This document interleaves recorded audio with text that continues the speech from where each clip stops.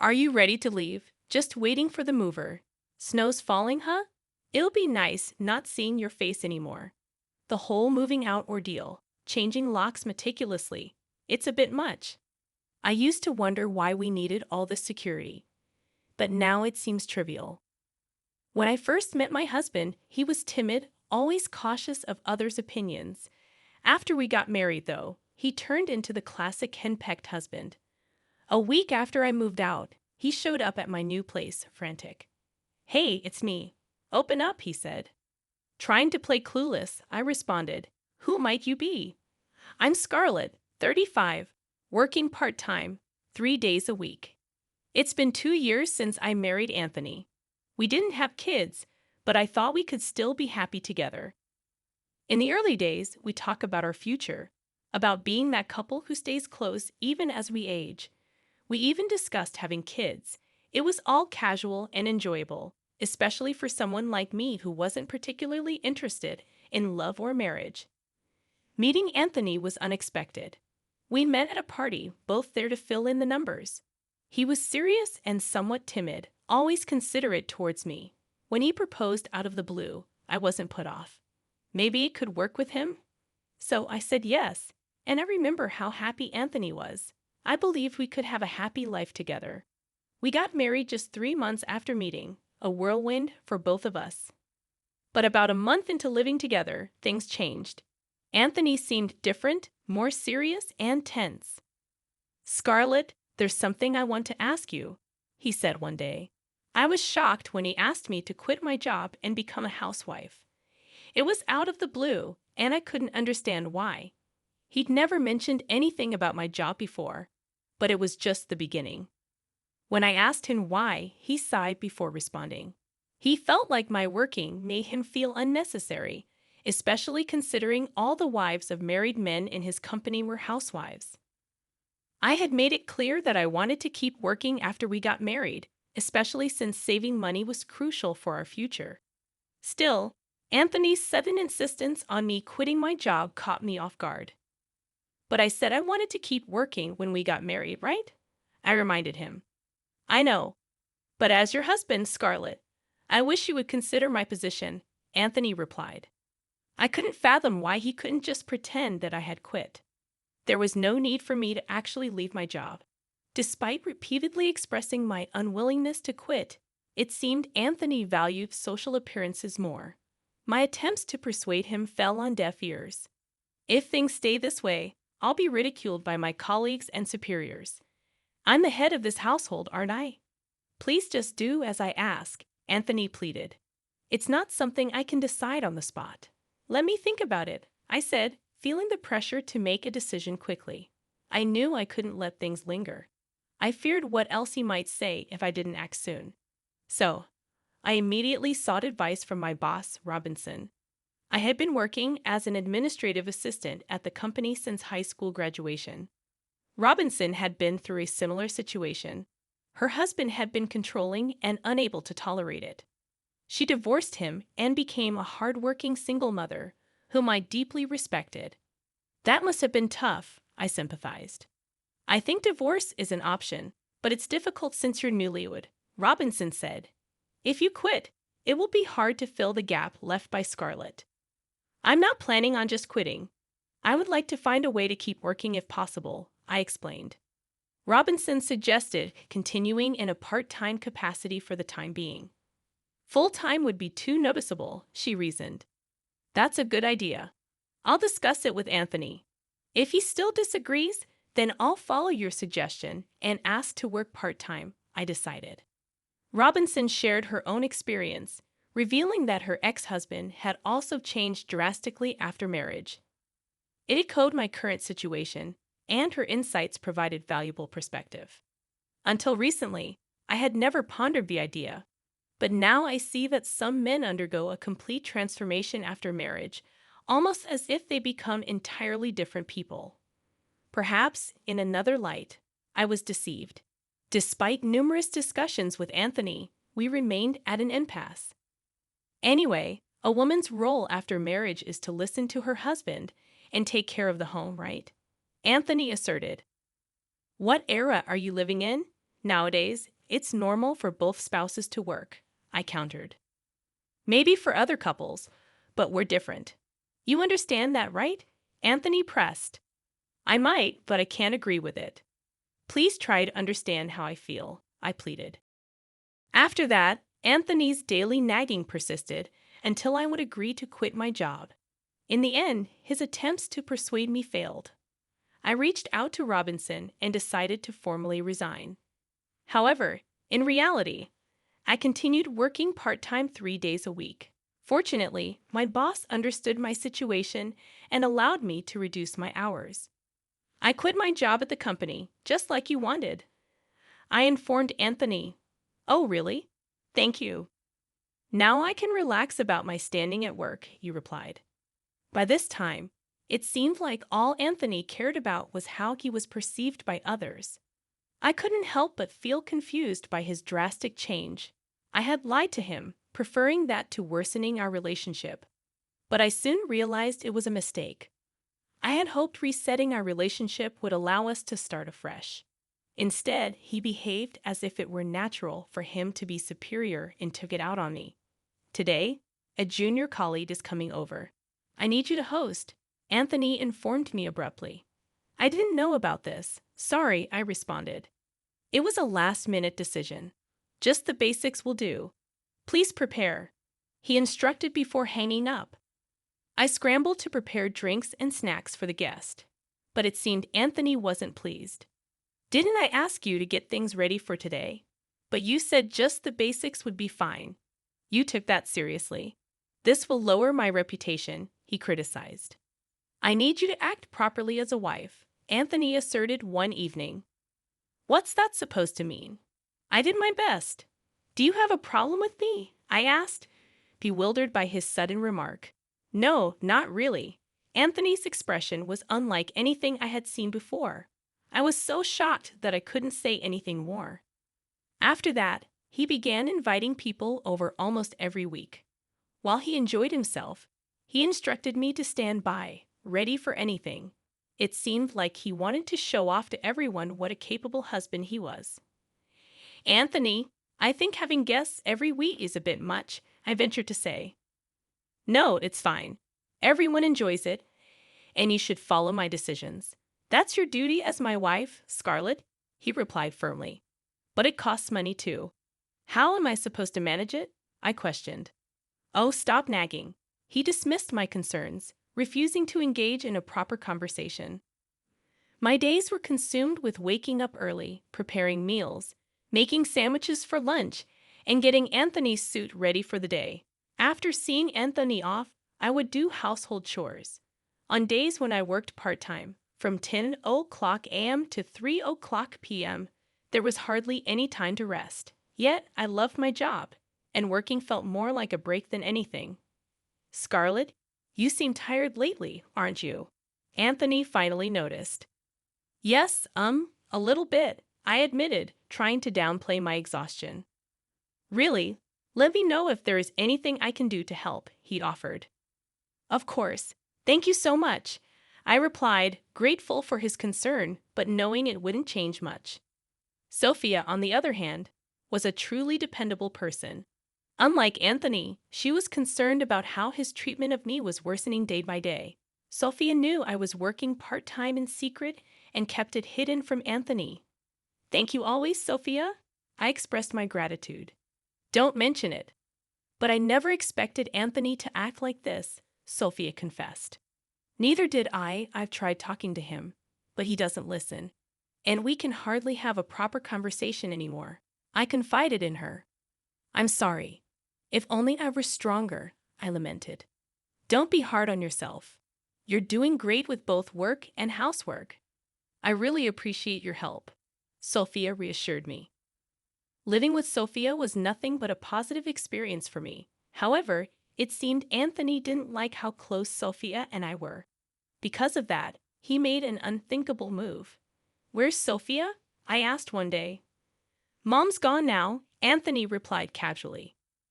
What do you mean gone?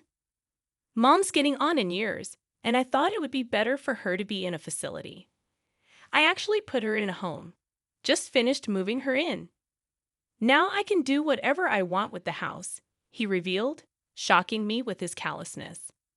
I couldn't believe what had transpired while I was at my parents' home. The thought that Anthony would put his own mother in a facility was beyond belief. She was injured, but not to the extent that she needed such drastic measures. He must have sent Sophia away just so he could have his way. When I visited Sophia at the facility, she seemed surprisingly well. I'm sorry it came to this, I expressed. It's not your fault, Sophia. I never thought he would go to such extremes. I'm afraid of what he might do if I oppose him, I admitted. I'll miss Sophia, but I'll try to manage, I added. If you need anything, you're always welcome here, she assured me. Afterward, we moved out of our current home and into my in-laws' house. Even though I managed the house, Anthony took it for granted and never showed gratitude. The idea of having children, which we had discussed early in our marriage, now seemed completely off the table. Anthony ignored me, preferring to spend his time elsewhere. Moreover, he started imposing inexplicable rules out of nowhere. No matter how late Anthony came home, I had to stay awake waiting for him. If I woke up later than him in the morning, he would get angry. "What time will you be home today?" I would ask.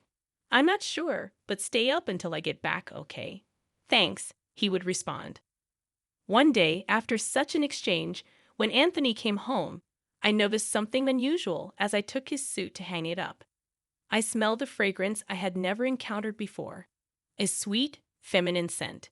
Since I don't wear perfume, it was clear evidence of an affair. Whenever he came home late, I would notice the same perfume scent. That day, unusually, he suggested I could go to bed before him. Something felt off, so I quietly went to the living room to check and overheard their conversation. "Oh, she has no idea. When will you leave her?" "I'll kick her out soon enough," the woman's voice rang out. Their conversation was unmistakable. It seemed their relationship had been going on for a while. Although I wasn't entirely surprised because of the perfume incident, I was disgusted. Despite wanting to believe in him, Anthony's treatment of me never changed. As our marriage approached its second year, Anthony dropped another bombshell. "It's sudden, but I have a business trip the day after tomorrow. I need you to prepare everything for it." "It'll be about 3 days," he instructed abruptly. "That's really short notice," I replied. "I'll be gone for about 3 days. Please, get my clothes ready." "Understand?" he demanded. I couldn't believe the audacity of his lie about a business trip. It wasn't business at all. It was a getaway with his mistress.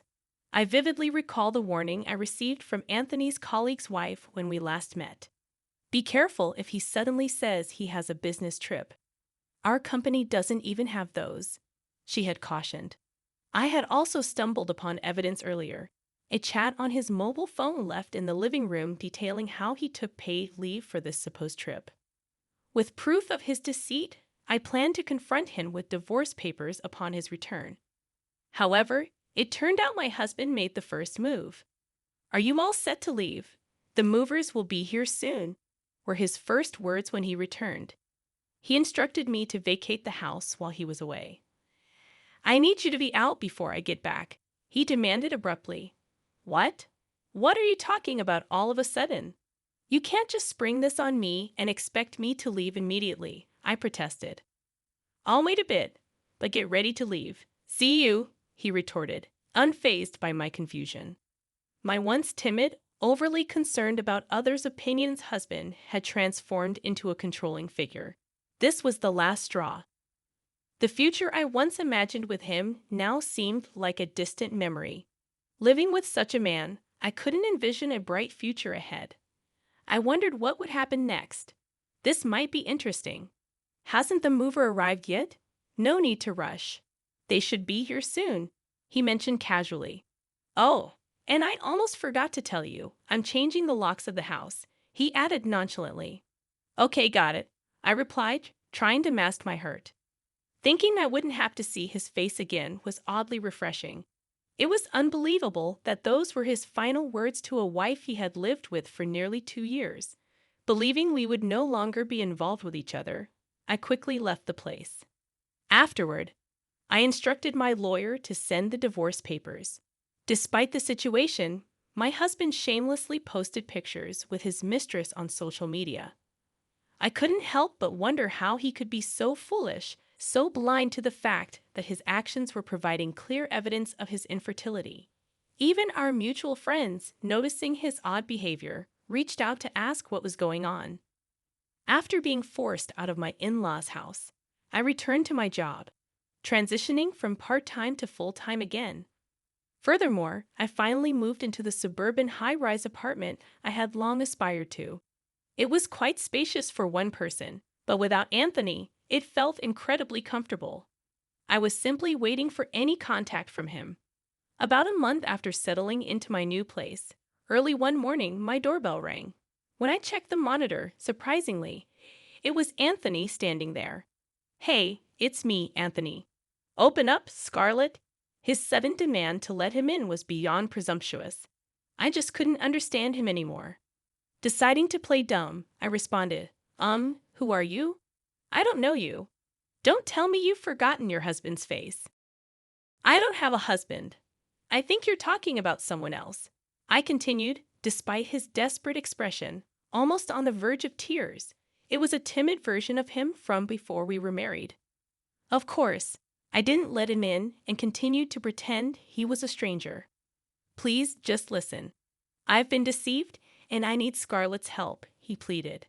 "I'm sorry, but I have no obligation to help. And if you keep bothering me, I'll call the police."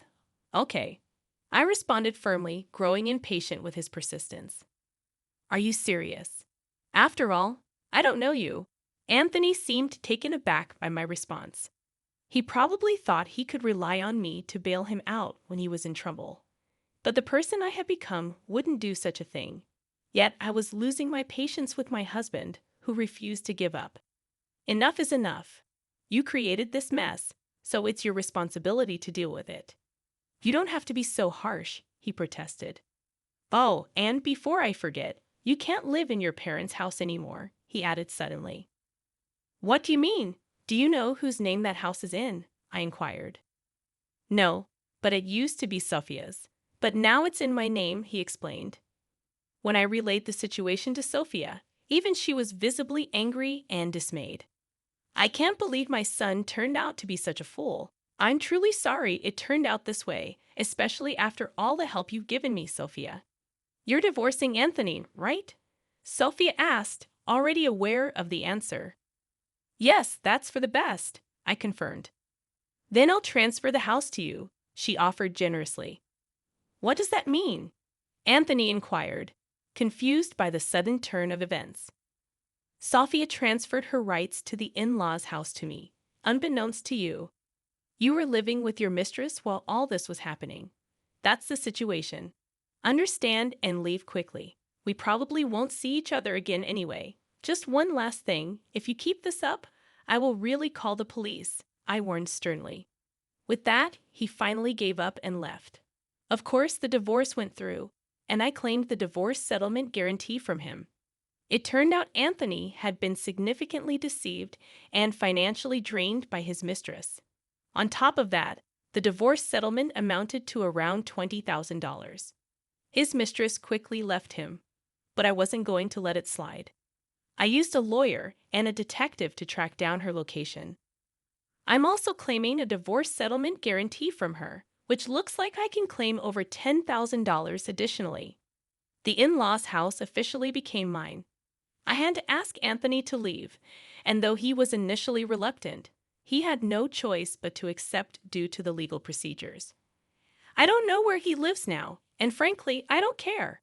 The photos he uploaded with his mistress on social media were also discovered by his company. Due to his past pretenses of living beyond his means, he couldn't endure the criticism and chose to resign voluntarily. That seemed like an inevitable outcome considering his true nature. If I were to say one last thing, it would be this. I don't mind. I'm divorced now, but I see it as a learning experience and choose to look forward positively. My relationship with Sophia continues to this day. I plan to focus on my career without relying on a man and enjoy my life as a single individual.